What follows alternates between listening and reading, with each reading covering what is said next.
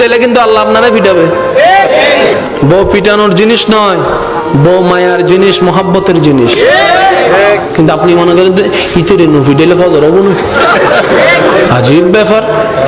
আচ্ছা এবার উনো জিবে হতা হয়তো আল্লাহ তার ফুটফুটে মাইয়ে দিই, যে বলে বউ না মারলে হয় না, আল্লাহ তাকে একটা ফুটফুট একটা কন্যা সন্তান দিয়েছে। দিনে দিনে আস্তে আস্তে বড় হচ্ছে, স্কুল থেকে কলেজে, কলেজ থেকে আস্তে আস্তে বিয়ের প্রস্তাব আসা শুরু করলো। এবার সেই কলিজার টুকরা মেয়েকে বুকের মধ্যে পাথর চেপে বাবা এখন বিয়ে দিবে। এবার বিয়ের স্টেজ সব হয়ে গেল। বিদায় বেলায় এসে বাবা যখন ওই হাত তুলে দেয় না, মেয়ের হাত তুলে দেয় না অভিভাবক হিসেবে স্বামীর হাতে, যখন তুলে দিচ্ছে তখন বলছে, এই এটা কিন্তু আমার ফুল, খবরদার আমার ফুলের গায়ে যেন একটা টুকাও না লাগে, আমার ফুলের গায়ে যেন একটা টুকাও না লাগে। মেয়ের মা কথাটা শুনছে, শোনার পর আয়সা বলে যে, ও তোমার মেয়ে আমার বাপের মেয়ে, আমি কিচ্ছু না। কথা বলে না কেন? আর একটু জোরে। স্ত্রীদেরকে কখনো আঘাত দিবেন না।